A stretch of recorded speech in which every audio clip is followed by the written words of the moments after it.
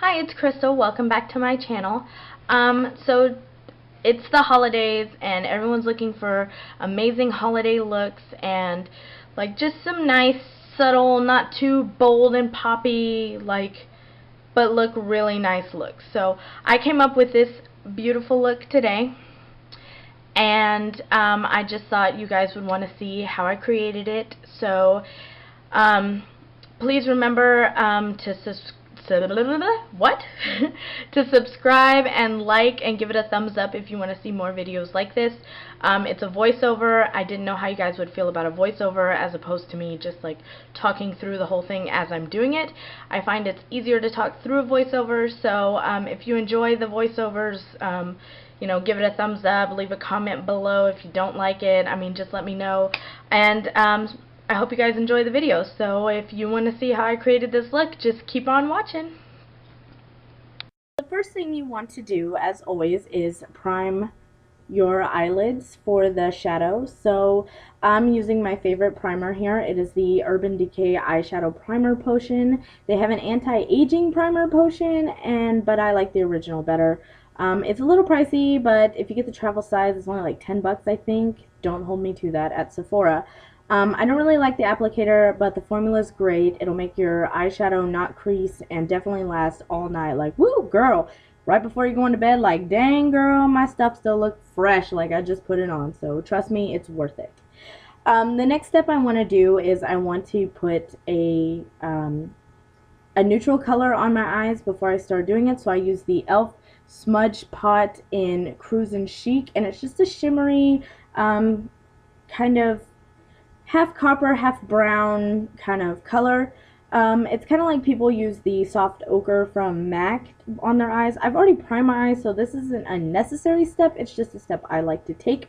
I personally see a difference when I use it and when I don't use it, and so for this look I really wanted to use it to try to get the best quality, in my opinion, of my pigments and my makeup look. So that's why I chose that. It's not a step you have to take or one you have to do. It's just one I chose to. As long as you prime your eyes, really that neutral step doesn't have to happen.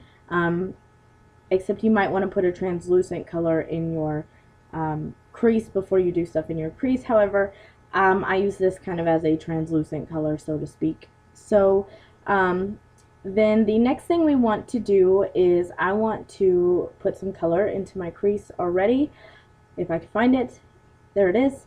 I'm going to use the Colourpop Shadow Shock eyeshadows, and this one is in the color Drift. It is a purpley, maroony, very shimmery color. It's a perfect fall color. I think it's going to be perfect for this look. So I just take my Eco Tools blending brush and dab it in there, and I'm going to go ahead and put it in my crease and kind of right above my natural crease, just to let it stand out a little on its own. I don't really want it, it's a beautiful color, and I don't want it to get covered up, for say, like completely shadowed out by the rest of the colors. So I kind of like to put it back there. It's just a beautiful color to have poking out of the ends of your eye color there. So it's very beautiful holiday. If you haven't used Colourpop, their shadows are very creamy, so you don't have to be, they're pretty pigmented too, so you don't have to be really heavy-handed, but I wanted it a little darker just so it kind of stood out a little more. It's my personal taste. You can put it to as dark or as light as you want, depending on your skin tone and how you like your makeup to look. I love to tell y'all, make it your own every time.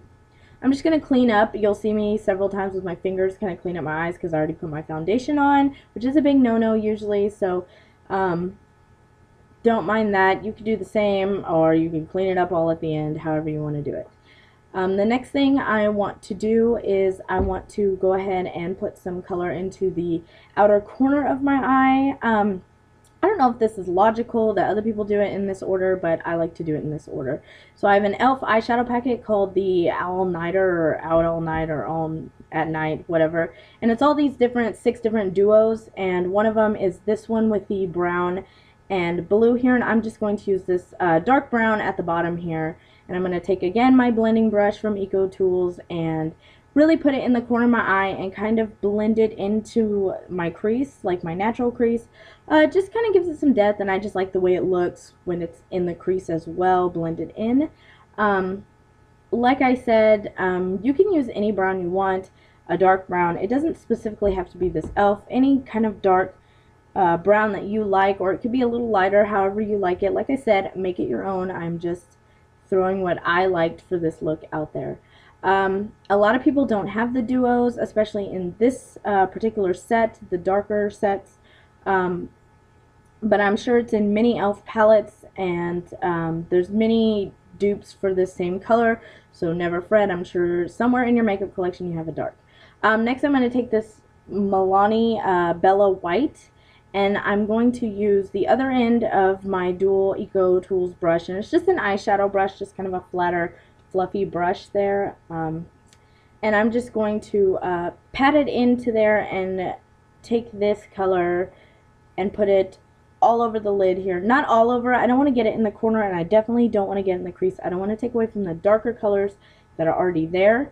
So just kind of in the middle and towards the inner corner of the eye is definitely where you want to go with this. Milani eyeshadows are very pigmented. You don't have to be heavy-handed with this. You certainly don't if you don't want to lighten up the shades. And just pat it on, and it's boom. This color is actually going to get covered up, so the whole coverage doesn't really even matter. I'm going to take my L'Oreal Paris Infallible eyeshadow in Amber Rush. It's a coppery brown, very shimmery, very creamy, so my finger is the only thing I can really get it on as good as I want, and I'm just going to pat it on to my eyelid here, right over the white. Right over the white. I like that much shimmer. You don't have to put that much shimmer if you do not want to. You could just simply do the middle of the eyelid. I like the shimmer. I'm a sparkly girl, and I like the sparkle. So I'm going to shimmer and shine all the time. So, so just dab that on there, and these Infallibles will last all day in themselves. That particular line, the Infallible line, is known for their long wear. So really you don't have to worry about that with that either, and that also helps the rest to know your makeup is set if you use long wear makeup already. So they're one of my favorites, that whole collection, the Infallible line. I haven't found anything I absolutely hated, but yeah. The next thing I want to do is I'm going to take my blending brush and go back over the brown in my inner corner with that same from the e.l.f. duo together, the brown. And I'm just going to go back over it because it kind of got lost in some of the commotion and all the other blending, patting, and the lighter colors that went on. The next thing I'm going to do is take my e.l.f. contour brush and this Bella Black Milani shadow, and like I said, they're very pigmented again, so don't get heavy-handed with this. I'm just going to put this on the brush and put it right in the corner crease there, just right in the crease in the corner. Only in the corner, and try to stay in the crease. With this, it's going to help give your crease some depth and make it just really pop out there, that you have some color there. It's really beautiful. Again, a step you don't have to take, but to me it makes a huge difference to give your crease some depth, so I definitely recommend not skipping this step. And I don't recommend using your fingers for this either. I know some people try to substitute brushes for fingers, but brushes mean everything unless you just have eyeshadow like I did and could not get on the brush. So yeah, no worries there. Definitely do this step like I said. Look at that. Ooh, girl, looking good. So the next step we want to take is using this e.l.f. Baked Eyeshadow Trio. It's in Peach Please, and there's a cream shimmery color up here. At the top, whichever way you're holding it. It's a beautiful shimmery color. I'm going to use that cream color there to highlight my brow bone. I apologize for the lighting with this camera. This is a new camera, so you can't really tell that my brow bone is highlighted. It kind of looks the same, but it really, in person, in the mirror, it makes a huge difference to highlight, and you can really see it, and it's gorgeous. So I would definitely highlight. You don't have to use that color. You can use any highlight that you like for your brow bone. Again, I'm going to say it all through this. Make it your own, guys, and I would love to see everyone's recreated looks, definitely, with the differences you make.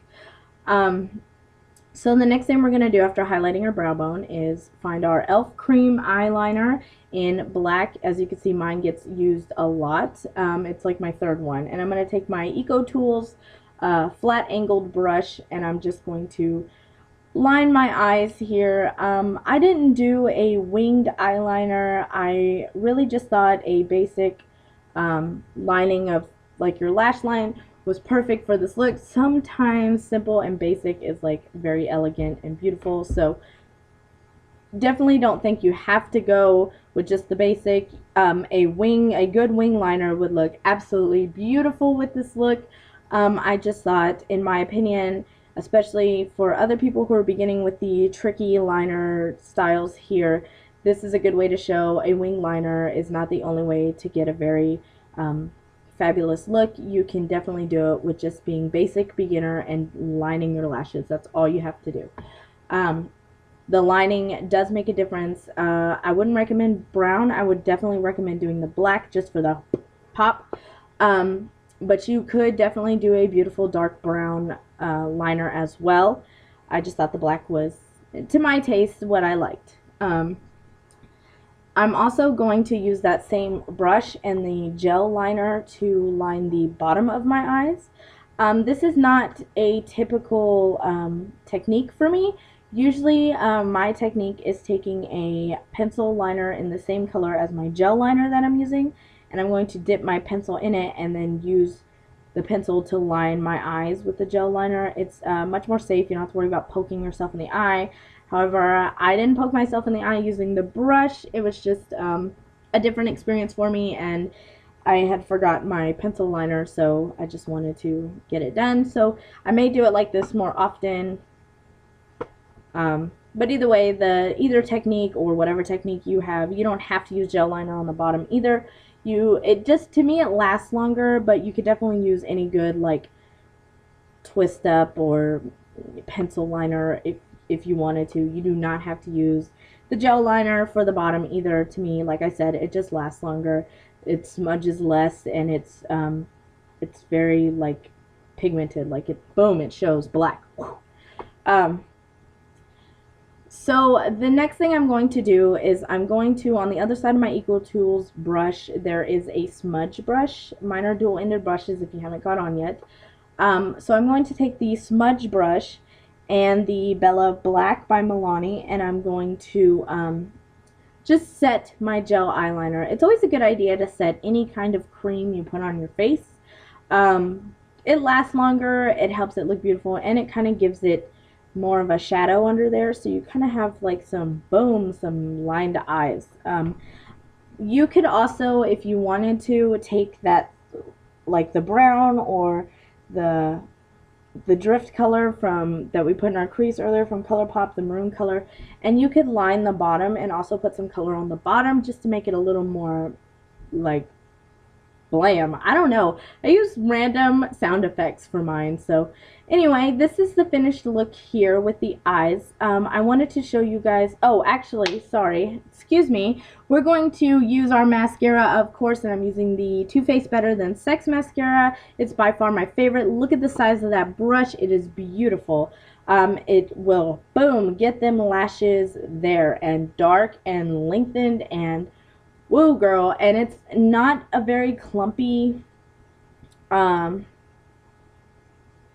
formula.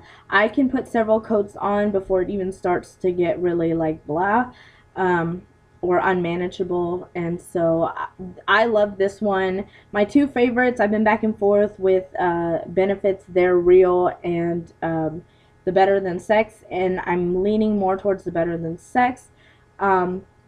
So I got this because I needed to try it before I wanted to buy a full version. I got a deluxe version in a set with some primers and other things from Too Faced. I think it was like a favorites kit, and it was only $25. So, and I think the full mascara is $25. So this was kind of a good deal, and I may keep doing it. Who knows? But yeah, so we're gonna line the top and the bottom. The big brush does make it a little hard to line the bottom, but I mean to do the bottom lashes, but it can be done, girl. I promise it can be done. So just be very careful not to poke yourself in the eye, because I've done that several times with this big brush. So that's the only downside to this mascara, is that big brush. So now this is the completed look with the eyes, and I wanted to show you guys a lighter lip with it. So I use the E.L.F. Pink Minx moisturizing lipstick, which is what I'm putting on right now. It's not too like blam, my lips are here to say hello. It's just kind of more subtle, cute, you know, not so much nude, but, you know, kind of like, it's just more simple, I guess. I just really thought this would be a good way to show you guys a light color with it, how, because a lot of times people pair it with dark, and I just thought light would, I just wanted to give you some options here. So then I'm going to take the E.L.F. Glossy Gloss in Tangerine. It does have some tint to it, as you can see. It's kind of an orangey color, but not enough when you put it on to really discolor your lips or anything, so you're pretty much going to maintain that color. It's just going to be more shiny and glossy, of course. I would also pair this with the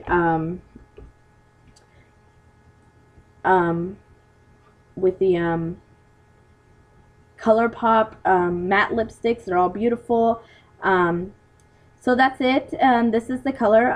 Don't forget to give me a thumbs up and subscribe, and I'll see you guys next time.